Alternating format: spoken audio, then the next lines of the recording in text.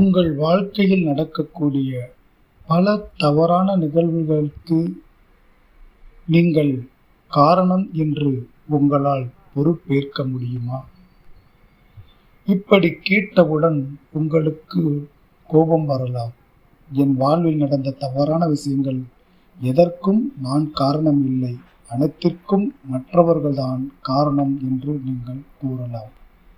ஆனால் ஒரு நொடி இதிலிருந்து மாறி நம்மை அறியாமல் நமக்குள் இருந்து எழக்கூடிய ஒரு எண்ணமோ, ஒரு சொல்லோ, நம்மை அறியாமல் நாம் செய்த ஒரு செயலோ கூட நம்மை சுற்றி நடந்த பல நிகழ்வுகளுக்கு காரணமாக ஆயிருக்கலாம் என்பதை கொஞ்சம் பொறுமையாக சிந்தித்து பாருங்கள்.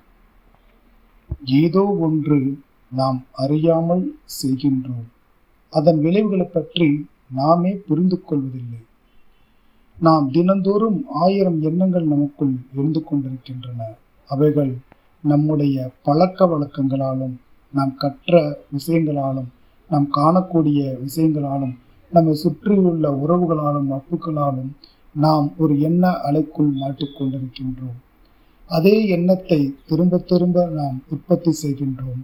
அந்த எண்ணம் நமக்குள் செயல்பட்டு நம்முடைய செயலாகவும் வார்த்தையாகவும் சில இடங்களில் நம்மையும் அறியாமல் வெளிப்படுகின்றது. அதனால் ஏற்படும் தவறுகள்தான் நம்முடைய வாழ்வில் பல தவறான நிகழ்வுகளுக்கு காரணமாக இருக்கிறது.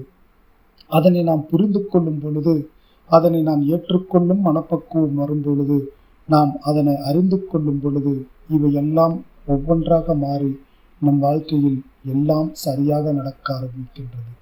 இதுதான் இறைவனை உணர்தல். இறைவனை நாம் உணரும் பொழுது நாம் மற்ற விஷயங்களிலிருந்து தனிப்பட்டு வருகின்றோம். மற்ற தவறுதலான தூண்டுதலான எண்ணங்களிலிருந்து நாம் தனிப்படுகின்றோம். தியானம், பிரார்த்தனை இவை போன்ற விஷயங்கள் நம்மை தூய்மைப்படுத்தி இறைவனிடம் ஒன்றிணைக்கும் பொழுது நாம் தவறான நிகழ்வுகளுக்கு செல்லாமல் எல்லாவற்றையும் சரியாக செய்ய முயல்கின்றோம். ஆனால் அப்பொழுதும் கூட நாம் அகங்காரம் இல்லாமல் எல்லாம் அந்த இறைவனின் செயல் என தூய மனதுடன் ஏற்றுக்கொண்டு நம் வாழ்வில் நடக்கக்கூடிய நன்மைகளை ஏற்றுக்கொண்டால் நன்மையே நடக்கும், நல்லதே நடக்கும்.